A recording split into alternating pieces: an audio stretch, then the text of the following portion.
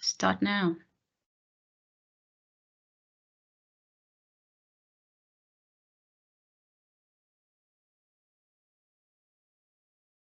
Hello, everyone. Thank you very much for joining us for the second day of Breaking Barriers Refugee Week at the University of Leicester. Today's event is Distance Learning Sanctuary Scholarships. We will look at best practice and considerations, which are lessons learned from our experience in Leicester. But before we start, just a couple of points I want to mention. So if you need to, if you want to add comments or ask questions, please use the Q&A function, which should be at the top of your screen. We are recording this session for future use, and we will share the recording onto our YouTube channel, and we will send you the link once it's available. If you have any queries following this session, you can email sanctuary@le.ac.uk. And now before we start, I'm just going to briefly introduce our speakers. So our first speaker is Dr. Helen Dexter. She's currently Associate Professor and Chair of the University of Leicester Sanctuary Steering Group, but she was the Director for Distance Learning in the School of History, Politics and International Relations for many years. And she was the one who introduced or who started the push for a Sanctuary Scholarship for Distance Learning program at the university. And afterwards, we will be joined by Zinat Sabur. So she is a distance learning teaching fellow in the same school. She acts as Sanctuary personal tutor, and she is the EDI lead for the department. Now I'm going to pass over to Helen. Julie, next slide, please. Thank you very much. Welcome, everybody. Yes, my name's Helen Dexter. I'm Associate Professor of International Politics in the School of History, Politics and International Relations. And as Pascal said, used to be Director of Distance Learning for our school for about 10 years. Now my involvement with distance learning is through the Sanctuary Scholarships and through supervision. And I work with Zinat, who's going to be talking a little bit more about our experience of introducing Sanctuary Scholarships and what we've learnt.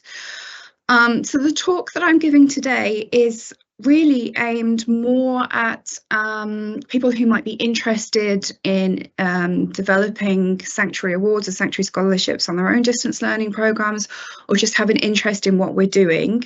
There is information that might be useful if you're thinking about applying, but if you are thinking about applying, do contact us via the email that we just shared. And that we can provide you with more helpful information, so that there's not everything you would need here if you are thinking to apply. Rather, what I'm going to do today is I'm going to just talk very briefly about the global and the national context that Leicester's Sanctuary Awards sit within. I'll talk a little bit about the role of distance learning in facilitating access to higher education, so what role distance learning can play in this. I'll take you through how we've developed the Sanctuary Awards at Leicester, how they've expanded and what they look like now. A little bit about how we select Sanctuary Scholars and what we've learnt so far. And then at the end of the slides, there are lots of resources that I've collected together for anybody that wants to explore this in more detail. Obviously, given the kind of the length of the talk today, I can only kind of talk about things in brief, and there is so much to say on this subject. So if you do have questions, pop them in the Q&A. Or if you want to contact me after this at any point to kind of talk about our experiences, then I am more than happy to do that. Okay, so in terms of the global context then, according to data that's been gathered by the UNHCR, only around 7% of refugees globally have access to higher education. So that's the kind of global context that we're working in. The UNHCR aim to increase this number to 15% by 2030, and Leicester is playing a small role, but a role in that.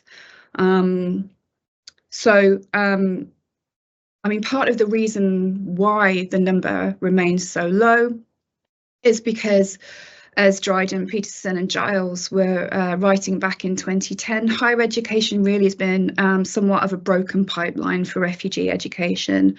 So access to primary and secondary education for refugees has really been prioritised, and access to higher education remained limited. The awards that Leicester offers at the moment are all on postgraduate courses, because that's the nature of our DL offering across the university, that it is mostly in postgraduate awards. And so, you know, access to postgraduate education, I think, is even more limited perhaps than access to undergraduate education. And facilitating access to higher education, I probably don't need to tell anybody kind of watching this video about the value of increasing access to higher education for anybody seeking sanctuary, or just anybody in general. But certainly I think it benefits the individuals involved. It benefits universities. I think we are always stronger for having a more diverse student body. It can benefit local communities. It can support capacity building in developing countries and those countries that might be recovering from conflict or humanitarian disaster. So there's a strong impetus for why we're doing this. Can I have my next slide, please? Thank you. Within the national context, then, it's also worth just saying that, you know, Leicester is doing this within the context of being a University of Sanctuary and being part of the University of Sanctuary network. There are currently 38, I think, universities of sanctuary in the UK. Universities of sanctuary in the UK are slightly different to how they are in the United States. This is a network of universities. It's an initiative to recognise and celebrate good practice of universities who are welcoming sanctuary seekers in different ways in order to access higher education. It also, Leicester is a city of sanctuary as well, so we need to put that within the context of what's happening within the city as well, supporting local refugee communities. So different universities within the sanctuary, Universities of Sanctuary network approach these initiatives in different ways. Sanctuary scholarships, I think, where they are offered, have tended to focus on campus-based learning. Obviously, these sanctuary scholarships are really welcomed and to be encouraged, but I do think there is really untapped potential in distance learning in UK higher education that can be used to widen access to those who've been displaced or continue to face serious barriers to access education.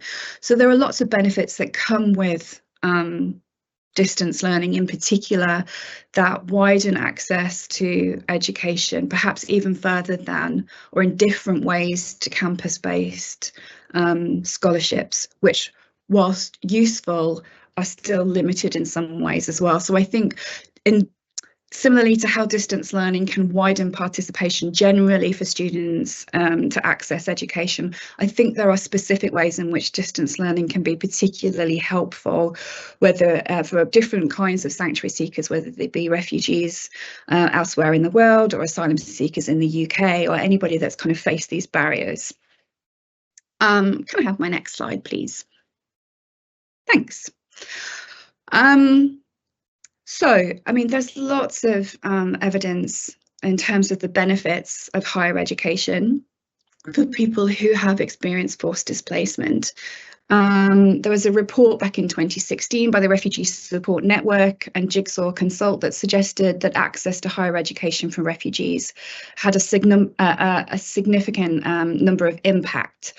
So this is particularly the case for accredited and internationally recognised awards. Accredited awards can be really particularly beneficial for future employment opportunities in terms of developing new skills, developing language skills, but also, and I think Zina and I are both going to stress this as well, about the kind of well-being aspect to this as well, and the kind of the benefits that higher education and access to universities can provide beyond simply kind of skills-based and employment opportunities. And this benefit doesn't stay just with the individual themselves. There's lots of evidence to suggest that these new skills are often translated into community projects as well and have broader implications. Part of this being as well higher levels to engagement in higher education, resulting in improved cross-cultural understanding. So it can be good for community relations and integration, and just generally this report is really useful, I think, for demonstrating the broader benefits of widening access to higher education. Can I have my next slide, please? Thank you. I mean, this is picked up as well significantly by the UNHCR and their 15 by 30 work. So there's lots of resources online actually that are surrounding the 15 by 30, in particular roadmap for helping institutions think about how they might contribute towards this. But again, here they stress the importance of higher education, the kind of broader benefits that it brings. So within the 15 by 30 roadmap, it says, without access to higher education, options to improve one's economic stability, personal development, political and social engagement are limited, exacerbating cycles of poverty and marginalisation. A lack of education generally and higher education specifically can also weaken integration in host countries and can fuel social isolation and reduce social cohesion. Can I have my next slide, please? Okay, so what role is distance learning playing in this? I think increasingly online learning, distance learning is seen as a really significant contribution to refugee and sanctuary education, particularly in providing access to education for people who are in fragile situations as well, conflict or post-conflict situations. And really, without kind of going into too much detail in this talk, what I would do is just point you towards the Connected Learning in Crisis Consortium. I've added resources to the final two slides as well if you need links. But I think looking at the work around connected learning in particular is really helpful. So connected learning then involves technology and online learning, but it's not reduced to it. So it's slightly different to distance education. The Connected Learning in Crisis Consortium describes connected higher education or connected learning as connected higher education that uses information technology to combine face-to-face and online learning to enable students living in remote areas to connect with top universities. I think one of the reasons why I'm mentioning this here is because it's important to distinguish between what Leicester has done and programs that are designed specifically for students in fragile contexts.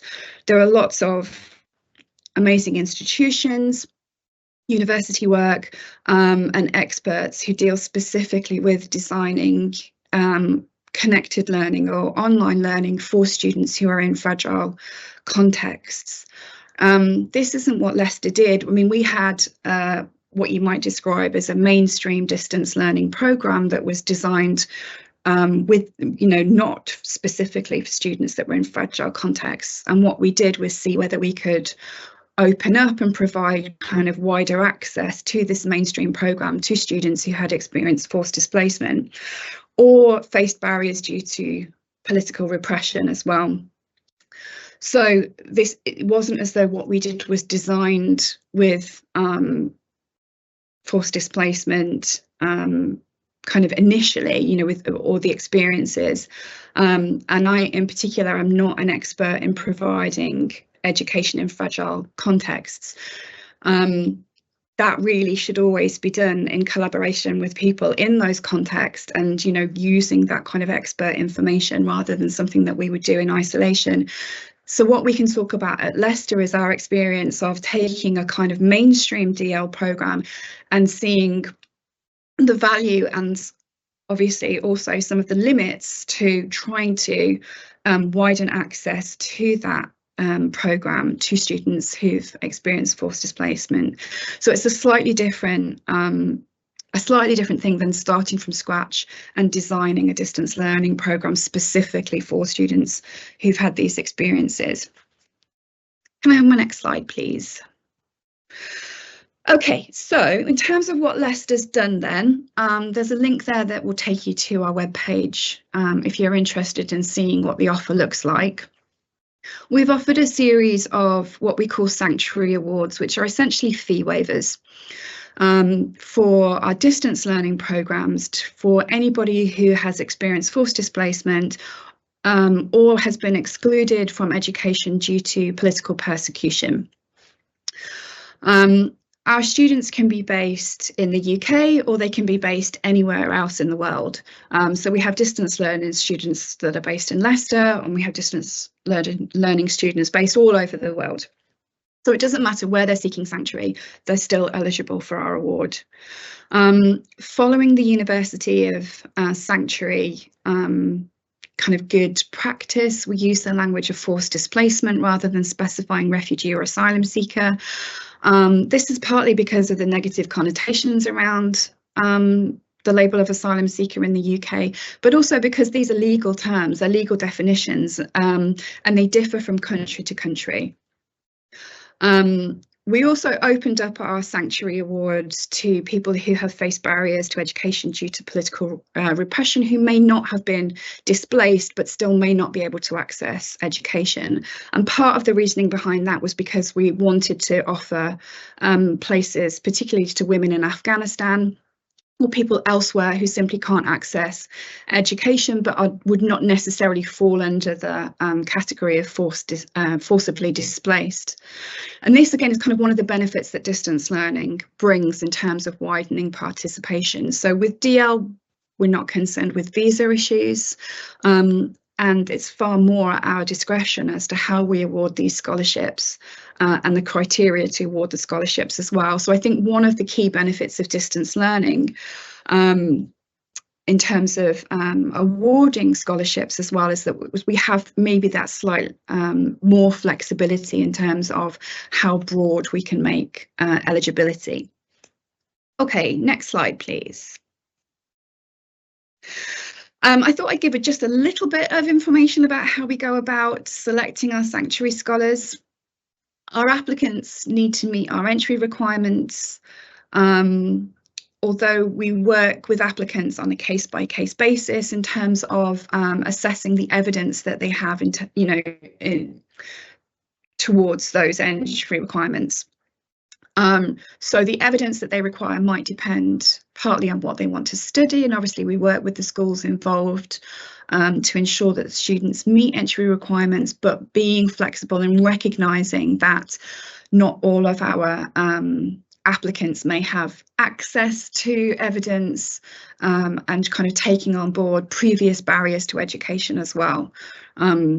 So lots of it's done on a case-by-case basis. We are guided, and we were guided initially as far as possible by the criteria that was established by Article 26 in terms of selecting sanctuary scholars. Article 26 was an organisation in the UK that was campaigning for and working towards widening access to higher education for asylum seekers and people from refugee backgrounds. I think Article 26 has mostly been kind of comes within or has been integrated into the universities of sanctuary now, but certainly we kind of followed their criteria in terms of how we select. We're looking at the University of Leicester that we can offer free in-house English language testing, and this does remove the need for expensive external language exams. And again, showing some flexibility there as well in terms of English language requirements. I think one of the things that we tried to do from the start was to make sure that these scholarship applications were not just a competition about who'd had the worst experience or who had suffered the most trauma. If they've been displaced or they've faced barriers due to persecution, then people are eligible. So rather than taking a kind of who suffered more approach to assessing applications, we try to look on the basis of who has faced barriers, the most significant barriers in terms of accessing education. And then we also look for candidates who we can see a really good reason for them wanting to study for an MA. This can be for a variety of reasons. So we look for obviously people that have clear reasons in terms of how they want to develop their careers or kind of future life direction, but also I think it's really important to recognise the kind of broader value of higher education as well. And for some people, being able to study is, massively important in terms of mental health and general well-being. So again, in terms of looking at reasons why people want to study for an MA, I think we've tried to be broad here, and not too reductive in terms of, what we think or why we think people should be studying. Okay, can I have my next slide, please? Fabulous. Okay, so in terms of just a quick history of how we've gone about this then, we started back in 2018 when I was working for the School of History, Politics and International Relations, and we launched a small number of DL, what we called sanctuary scholarships at the time, but they are fee waivers for people who had experienced forced displacement. We did for a while think we were the first university in the UK to offer sanctuary scholarships on accredited distance learning programs. We might have been the second, but we were still pretty quick in terms of putting these together, so it's still something we're proud of. Our first intake of DL Sanctuary Scholars was actually the subject of a PhD thesis, which was completed by Dr. Gabby Whithouse, who was studying at Lancaster University. This was incredibly useful for us to actually have somebody external who was looking at what we were doing and speaking to our first intake of Sanctuary Scholars as well. And there's a link there to Gabby's thesis if anybody wants to pick up on this. And Gabby also has a fantastic blog where she talks about distance learning, and she's also an expert in terms of widening participation to refugee students and students from displaced backgrounds. In 2022 then, in the context of the Russian invasion of Ukraine, again, we looked to our distance learning programs to see how we could widen access to education. So this project led by Phil Horspool at the university and the Sanctuary Seekers Unit, we looked to extend HIPER's, that's the School of History, Politics and International Relations, our awards more broadly to people whose education had been disrupted due to the war in Ukraine.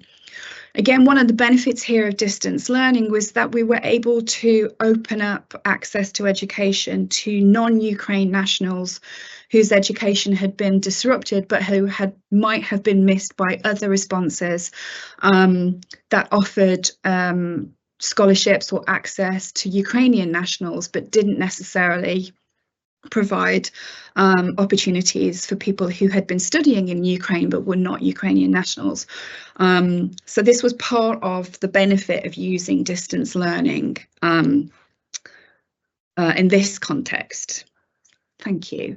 So 2023 then, we broadened our offering again. The university approved 100 distance learning fee waivers across the College of Social Science, Arts and Humanities over the course of 3 years, and we're still in the process of awarding. I think we're in our final year now of awarding these 100 scholarships. These are run centrally through our Sanctuary Seekers Unit, who do an amazing job and who have organised this Breaking Barriers Week as well. We're really very lucky to have Sanctuary Seekers Unit at the university. So these awards then, I was lucky enough to go to the education campus at the Global Refugee Forum in Geneva in December 2023, where on behalf of the university, I formally announced our 100 DL Sanctuary Awards as a formal pledge to the UNHCR 15 by 30 campaign. The next step then, I think, in terms of how we're developing things here at Leicester is obviously within the context of the genocide in Gaza. And we've had a number of inquiries from people still in Gaza or who have left Gaza to a number of inquiries about our DL Sanctuary Awards and applications to our sanctuary, to our distance learning programs. So this, I think, sees us stepping into education kind of specifically for students who are in fragile and crisis situations, which obviously we're doing very carefully and seeking advice. And I think this is kind of our kind of next really big learning curve around what we can and we can't do in this context. So we've obviously sought advice. We've been lucky enough to have advice from Professor Saida Afune, who is the Dean of Education at Nigeria National University in the West Bank, and who really is an expert in emergency education. They developed guidelines for educators in crisis settings. Again, there's a link there for anybody that wants to look at those, a really helpful set of guidelines. And here they've been drawing on their work on developing online programs for students currently in Gaza. So maybe if anybody has questions about that, we can pick that up. But that's been really helpful as well. So I think there are significant lessons to be learned about the possibilities and the limits of distance learning in emergency situations, which will be really useful for Leicester and as well for other universities with distance learning programs who might be thinking about what they can do in terms of helping to support students in crisis situations that want to access education. Okay, can I have my next slide, please? Okay, so just briefly then, this is what our first intake of sanctuary students broadly look like at Leicester, and I think it gives you, without going into too much detail, it demonstrates the breadth of access that we can provide this way. So we had 2 students from Afghanistan who were living in Leicester. We had a student from Iraq who was also living in Leicester. Leicester is an asylum seeker dispersal city for the East Midlands. So again, it allows us to really kind of work within the local community as well. Even through distance learning can be really significant for local communities. We had 1 student from Syria living in Germany. We had a student from the MENA region who was living elsewhere in the UK. We had a student from Somalia who was living as a refugee in Malaysia, a student from Rwanda living as a refugee in Uganda. We had a student from Syria who was based in the Netherlands. We had a student from the DRC who was living in the Dzaleka refugee camp in Malawi. And we had a student from Iran who was studying at one point from Turkey and then later from Australia. So local and global, and you can see the variety of kind of different contexts in which our sanctuary scholars were studying. Can I have my next slide, please? So, like I said, Gabby Whithouse's work on this has been really, really useful for us. And one of the things she did was to carry out a number of conversations with our sanctuary scholars in our first intake, and she did some photo voice work with them as well. And I just wanted to point out these 2 quotes about how students felt about being part of the distance learning programme. So one of our students said, "I feel like I wanted to improve myself. I wanted to gain something for myself since I'm here. According to my current situation, I can't get engaged in full-time learning because I can't afford it time-wise or financially, everything. It's not easy. So choosing an online programme gives me the flexibility I need. Seriously, when I turn my laptop on or my iPad and start reading or studying, these are the only moments I have during the day that I feel I'm doing something for myself." One of our other students said, "I've been here for a long time without having any higher education in the UK. Despite my background as a lecturer at a university and having a master's degree, when I got the opportunity to study a master's online, it was a wonderful gift for me. I managed to catch the light and achieve my dream of studying further in higher education." Can we have my next slide, please? So Zeenat's going to talk in more detail about some of our experiences so far, so I'll just mention these, but then I want to leave space for Zeenat to talk. So we've welcomed, I think, 82 sanctuary scholars since we launched our awards. We know that getting the scholarship is the only the start, really, kind of putting the scholarships in place. If there's anybody that wants to talk about kind of how you convince universities to put scholarships in place, I'm happy to share my experience offline. But really kind of getting the scholarships in place is just the first step. We know just from good kind of pedagogical DL teaching that we need clear and simple communication, really clear and simple learning environments. Really kind of structured learning helps. I'm going to talk briefly about inclusive critical pedagogy on the next slide, so I won't talk too much about that now. We know that our students need really easy access to support as well. They need to know exactly who to go to for support. I think one of my biggest pieces of advice really is to look to the bigger picture of what you're trying to do, and to be really careful that kind of administrative systems that you have in place and processes don't get in the way of that bigger picture. So for us, a lot of that was around mitigating circumstances, procedures, or registry, and really knowing, being mindful that these processes didn't kind of become barriers in themselves, I guess. I would say, again, don't ask sanctuary scholars to be grateful. Don't ask them to share their stories too often or without prior warning. Don't use their images without permission. I think it's really important as well not to reduce sanctuary scholars just down to that label. Once they join us, they're part of our student body, equal with everybody else. At Leicester, again, we're really grateful and lucky to have people who are experienced and can train us in trauma-aware approaches to teaching. This is really important, but also not to reduce our sanctuary scholars down simply to their trauma. Also to be aware that we too can be part of the trauma. So obviously we know we want university and education to be a positive experience, but it isn't always. And, it's recognising kind of ongoing trauma and the difficulties that people face, and how very simple things like not having an email responded to can amplify that massively. So again, I think that is kind of taking a trauma-informed approach to this. We did put together a guide for our distance learning teachers at the university about where we've identified best practice in research and how we might try and put that into practice. And again, if anybody would like to see that, then please just get in contact and we can share some of that material. Next slide, please. Okay, so I just wanted to say as well that I think it's really important that we think about how we teach and why we teach more broadly, if sanctuary scholarships are going to be a part of that teaching. So sanctuary awards are an important part of inclusive education, but simply including people within your education processes are not enough if we're not troubling power relations.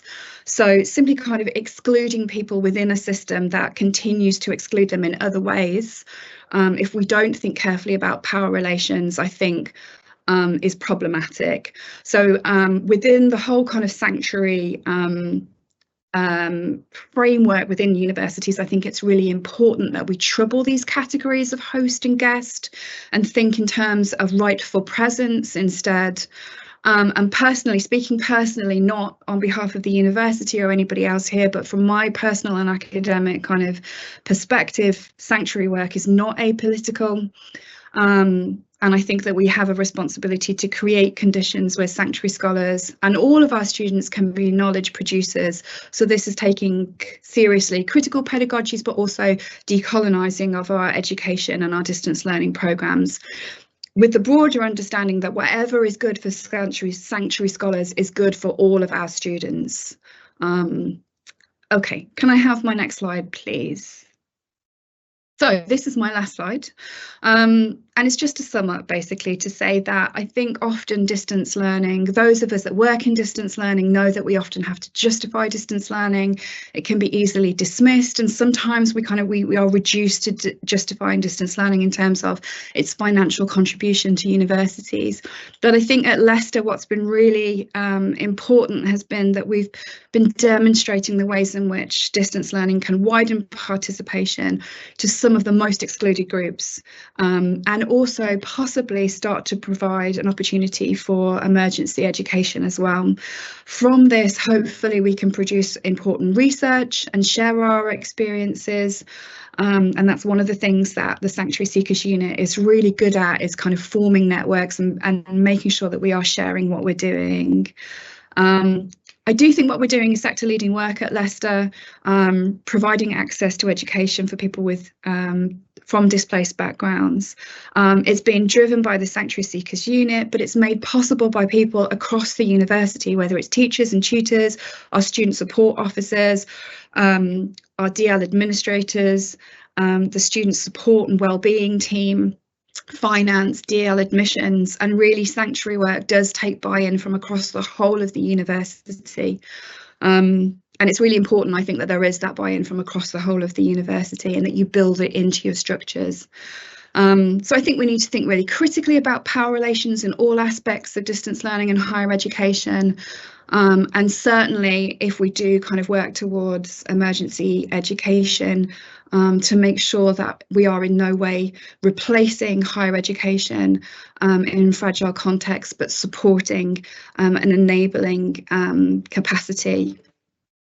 So I'm going to leave it there.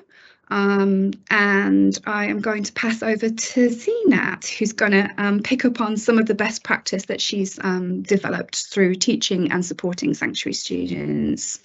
Thank you very much, everyone. Thanks, Helen. Yeah, that's what I will do now. I'm going to just talk through some examples of how we've adapted to our sanctuary scholars in politics and IR. These are just 3 examples that I have direct experience with, but there are so many more. I've just picked out 3 to highlight, and I'll talk through them. Next slide, please. Okay, so firstly, and this one goes back to a point that Helen touched upon. I think one of the key things that we have been able to do, or we try to do in our DL offering, is accept and appreciate that sometimes what sanctuary scholars get from studying is so much more than the grades that they come out with.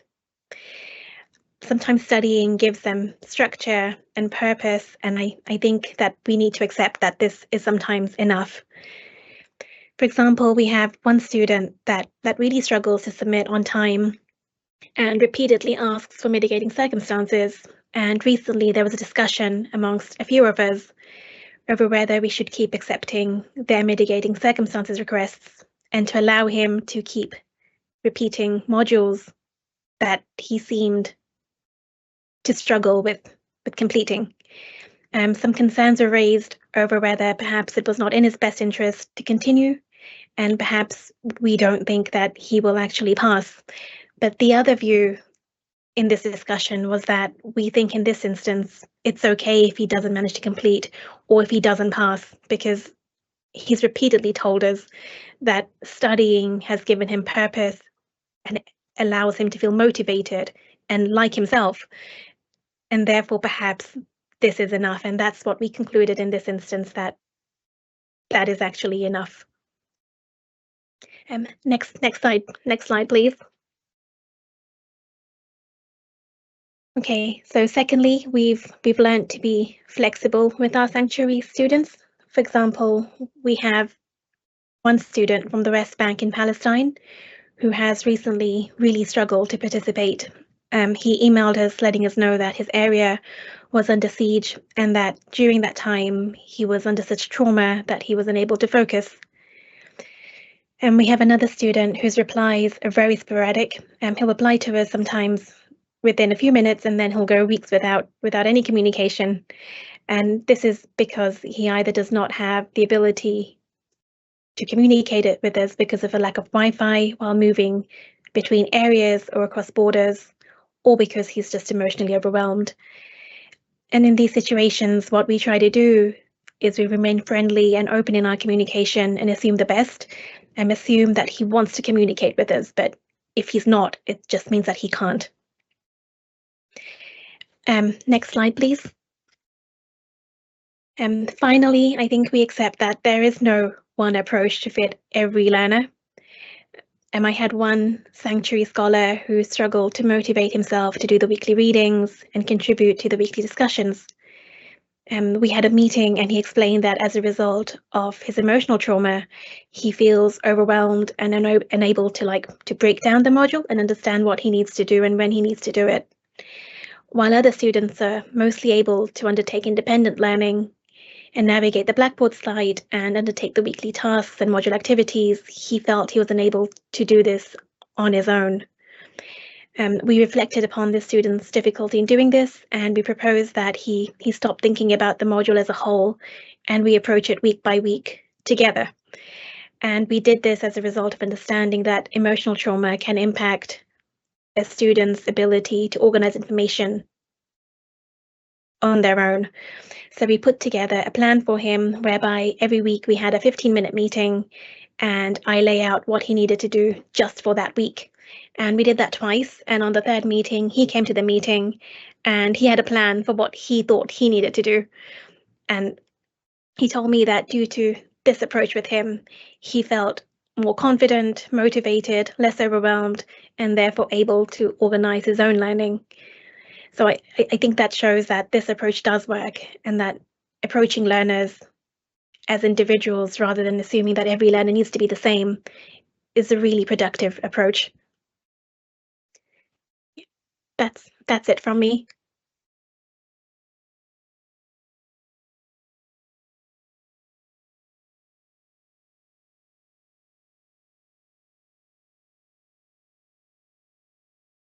Thank you, Zinat. Thank you very much, both. So we have a number of questions in the Q&A. So let's have a little look. Just give me a second. I'll just scroll back up. Okay, so first question was, what is the ratio of applications to places? Is the personal statement the deciding criterion? All right, I'm also happy to help with answers. First of all, Helen, do you want to say anything on that? Well, I mean, I don't have exact numbers in terms of ratio, so it depends what time of the year. Sometimes we have lots of applications. I think you know, sometimes we've had lots of applications that we've gone through, sometimes fewer, but I don't have that data to be able to say exactly what the ratio is. Is the personal statement the deciding criterion? Well, it is perhaps more important than it is on other forms of applications to university, because we want to give people the opportunity to tell us about what their educational background, about their skills, about what they want to do, why they want to do it, that maybe they can't demonstrate through somebody else would be able to do through a CV, or through kind of being able to demonstrate it through formal qualifications.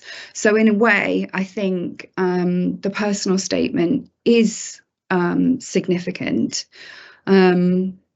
because that really allows us to kind of understand, I think, better, or gives an opportunity for applicants to explain their situation to us in a way that they might not be able to do otherwise. But certainly, like I said, it's not a kind of competition in terms of who's suffered the most, and we've thought really carefully about the kinds of questions that we ask on our application form. We've altered it over the years to see if we can make it much clearer. I think it's really careful. You need to be careful to think about. We have a sense of what sort of answer we might be looking for, but are we actually communicating that clearly in the advice that we give applicants and in the way that the question is worded? So we keep reviewing it, and we go back to it, and we change it, and we try and learn from it as well. But everything we do is we're learning. I don't think we're basically just keep trying to learn from other people's experiences, and learn from our own experiences as we go along.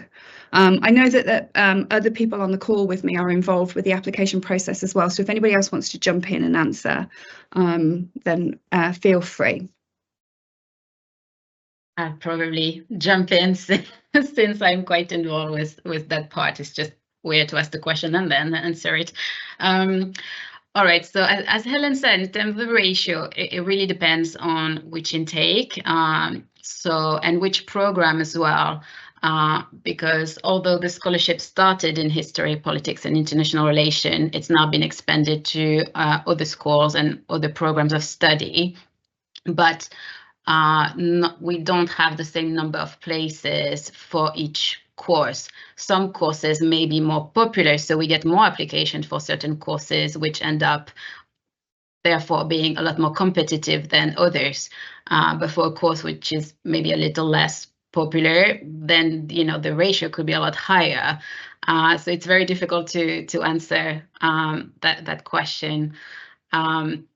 In terms of criterion, I mean, obviously the personal statement is extremely important. Well, it's not personal statement itself, it's answering questions which are in our scholarship application form.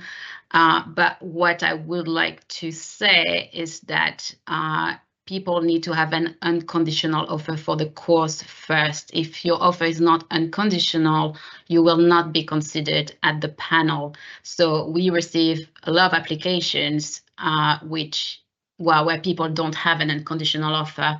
If they are just missing the English, we can offer an in-house English test. And we try to look at that before the panel to give people a bit of time to take that test. But yes, if the offer is not unconditional, then you will not be considered at that panel. So again, it's a bit difficult to give numbers because it really depends how you look at those numbers. But hopefully we have answered that question as best as we could. All right, next question is again about data. Do you have any completion data as yet? I can start to answer this question if you'd like me to, or do you want to say anything first? No, I was gonna, no, I mean, I will say something, but you can go ahead first, Pascal. Okay. All right, the completion data. So the first point is those courses are part-time, and obviously, depending on the circumstances of the students, they may sometimes need to suspend their studies. There may be interruptions, so it can take a little while for them to actually get to completion.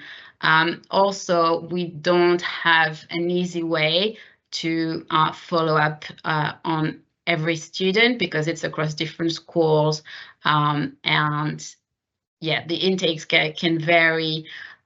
We would really need to check each individual student record to see where they are at any given time. So again, it's a little bit difficult to keep track. We've definitely had students who have graduated. I know this for sure because some of them have contacted us to thank us or to tell us about their plans, their future plans.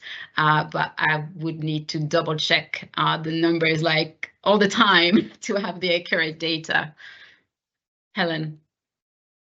Yeah, I mean, I was going to say something very similar, that it's we had some data when it was just within the School of History, Politics and International Relations, but now it is more difficult to get that data. Although we I think it is something that we're working on. I think as well as kind of the fact that they're part-time and our students obviously face continuing barriers. So like I said, kind of just getting the place on the scholarship is really just the first stage. Then, barriers continue to,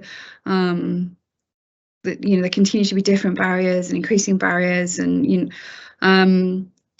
so I think we are aware that our sanctuary students often need to suspend and might take longer.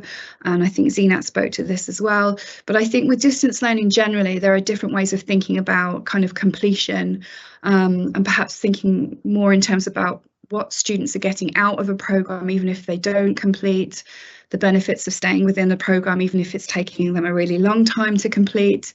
So I think completion data tells us something but not everything about kind of success and failure of DL programs as well, but hopefully we can get some more concrete data at some point.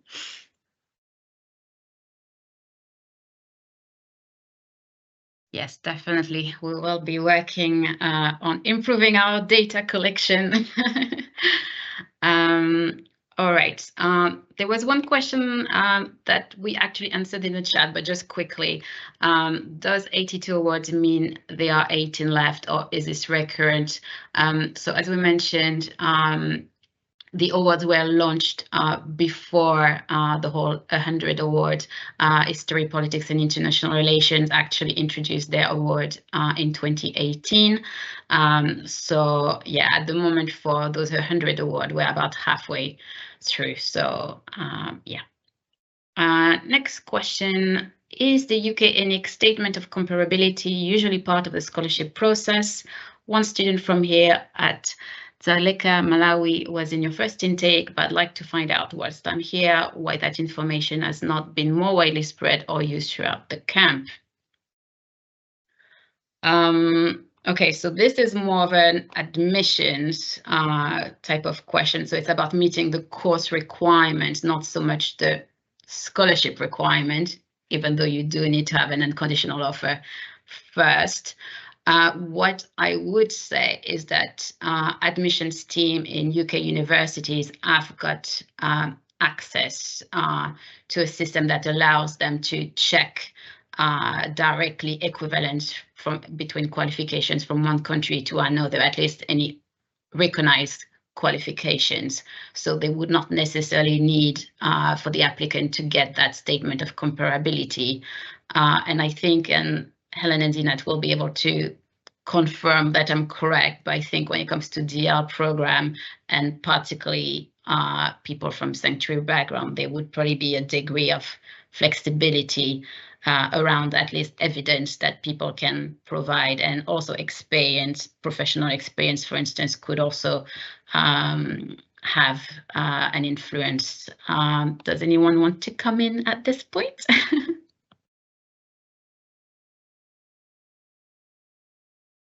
I'll jump in, but Zina, obviously, if there's something that I've missed or you want to add in. Yeah, I mean, it depends from program to program, but that student was part of the School of History, Politics and International Relations DL program, where we do show some flexibility in terms of qualifications and admissions procedure.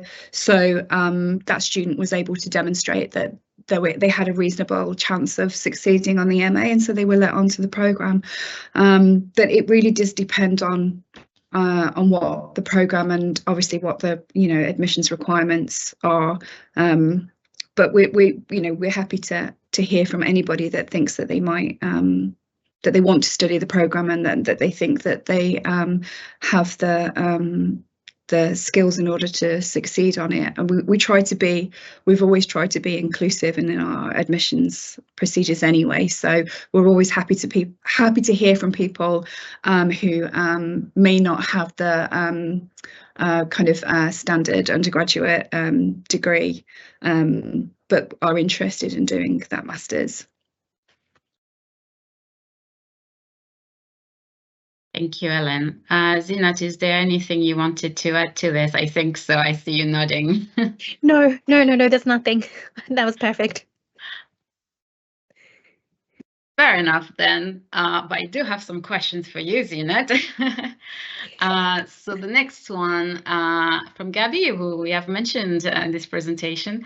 Zinat described a very impactful one-to-one relationship between a staff member and a sanctuary scholar. To what extent is this typical, and what are the implications for resourcing DL scholarships?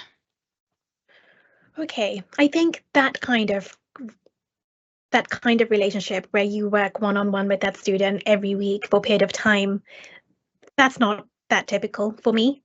I think all sanctuary scholars are very different. They don't all need the amount of support that particular student needed. Some of them just want to meet you once at the start of their course to see a face, and they want email contact, or they'll occasionally have questions, but they don't need that level of support. But when they do, we do our best to offer it.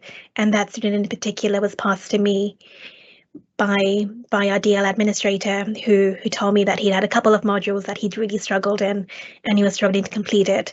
And this was kind of, and I think that coincided with the time that I started as sanctuary personal tutor.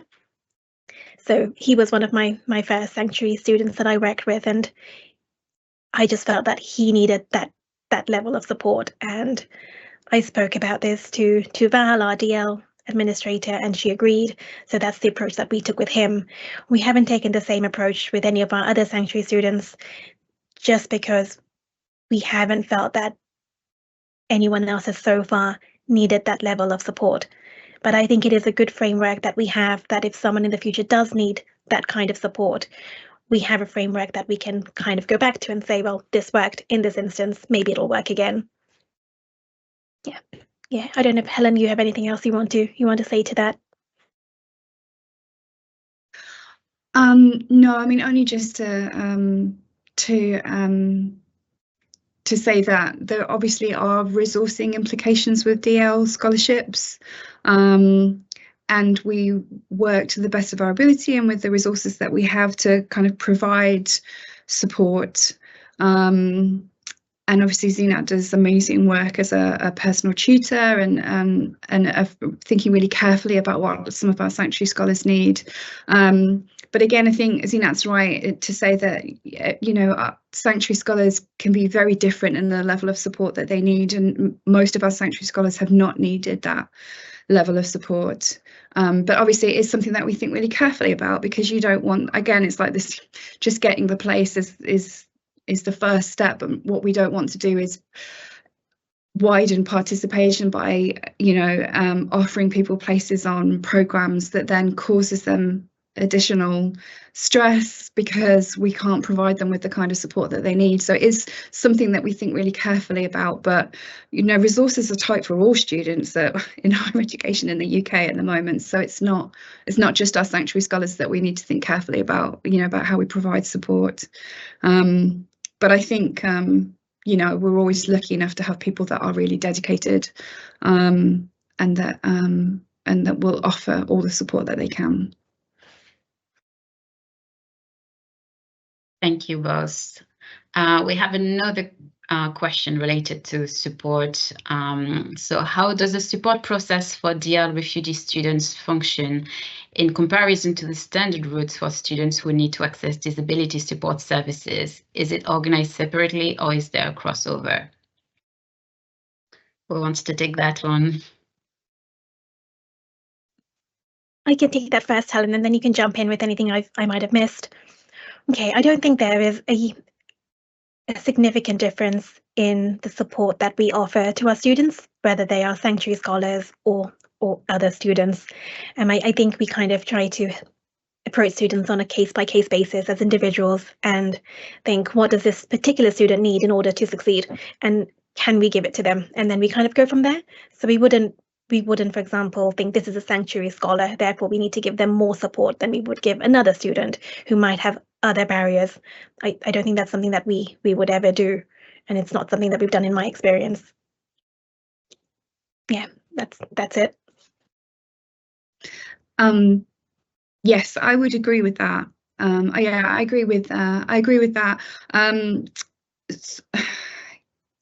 I think we're trying to introduce sanctuary student reps. So there are some avenues of support that are specific for sanctuary students. And I think increasingly across the university, different parts of the university are much more aware now that we have sanctuary students, and we're trying to, I mean, part of being part of a university of sanctuary is around education as well. And so it's, you know, trying to make it clear across the university what kind of support sanctuary students might need. But Zinat's absolutely right in that we try not to make assumptions about somebody just because they come through with the title of sanctuary student. Also, Leicester has a very diverse student body. We have lots of students from different backgrounds, lots of our students who have not come through or are not kind of, we aren't aware that they are sanctuary students, might come from backgrounds where they've either experienced displacement or their families have, or so I think, you know, we try not to make assumptions about any of our students and the support that they need, but just try and get to know them on an individual basis. And but I guess the short answer to that is they go through our standard routes, but in a way that we try to be understanding of specific needs as well. Thank you both. All right, now the next question is about the portfolio of programs. Are all your online programs offered, or is the portfolio of programs offered tailored in any way to match up with career opportunities in certain countries, or do you just leave that up to the students to decide? Helen, do you want to take that one?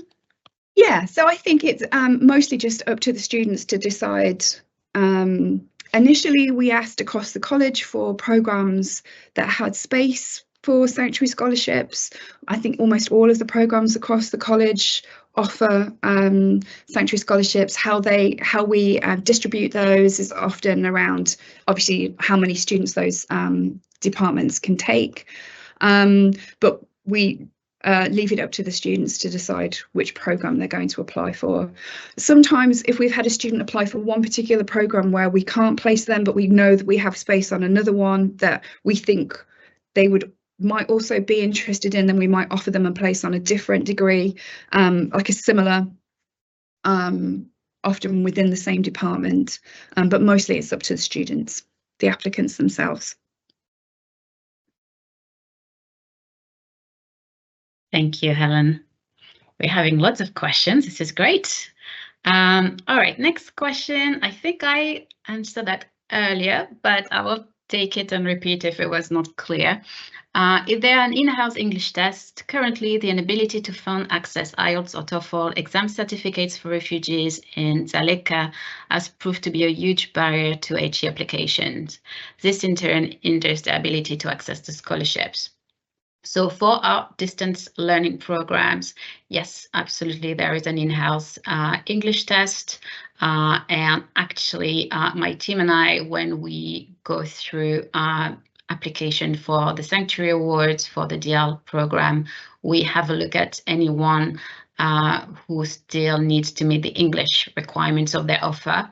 And then we will have a little look at the application as well, make sure that, we feel that they meet the key eligibility criteria.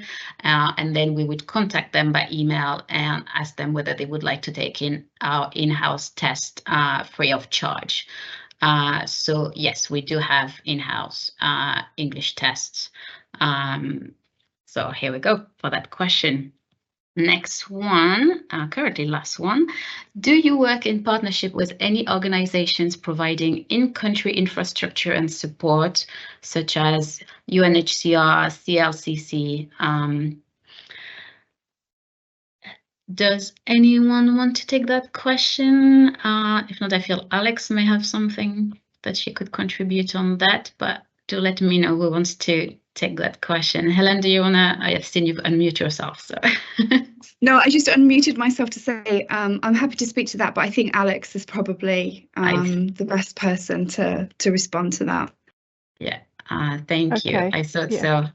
Alex, yeah, sorry to put you on the spot. This is okay. Alex Palanak, the head of the Sanctuary Secrecy Unit at the University of Leicester. Okay, thanks, Pascal, and thanks so much, Helen and Zinat, for your presentations. So this is something that we are looking into at the moment. So we are in contact with the UNHCR and the Connected Learning in Crisis Consortium, and also a charity called Mosaic Education. And we're looking to work with those organisations to identify partner organisations on the ground in various different countries where there's people who are experiencing particularly protracted contexts of displacement, so that we can through them promote the opportunities of these scholarships, and they can kind of share this with organisations that they're working with directly. And then through that, we're looking to have an organisation, a partner organisation on the ground who might, for example, have a learning hub, might have on the ground mentors and various resources like computers and other equipment and infrastructure that might be able to help that student in the location where they currently are. Because I think Gabby asked a question earlier about having one-to-one support, and I think it's one thing having one-to-one support remotely, and there's kind of so far that you can take that, But I think it's another thing having on location support and that physical support that students might need in order to access their learning, and actually having, you know, real on the ground humans next to them to be able to support them and answer questions when they need that. So yeah, that is the model that we're looking to move towards. We're not quite there yet, but that is the next step. I don't know whether Helen or Zina, whether you wanted to jump in and add anything to that. No, just quickly to say that obviously a lot of our students are based around the world in refugee receiving countries, but also our scholarships have been taken up quite often by asylum seekers in the UK as well, who don't have access to education, you can't work. So I think there's a variety of different needs through our sanctuary scholarships in terms of who we partner with as well. But yeah, just to reiterate everything, all the amazing work that Alex and the Sanctuary Seekers Unit are doing to try and to work with partnerships.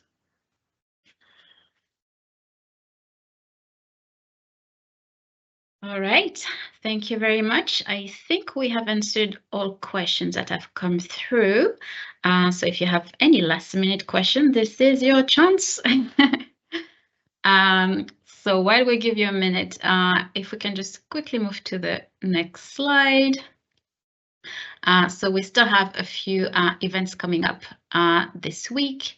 The next one tomorrow will be around supporting higher education in Palestine, and where we're at 1 year on. And then on Thursday, we will have similar type of event, but this time around Ukraine support 3 years on since the invasion.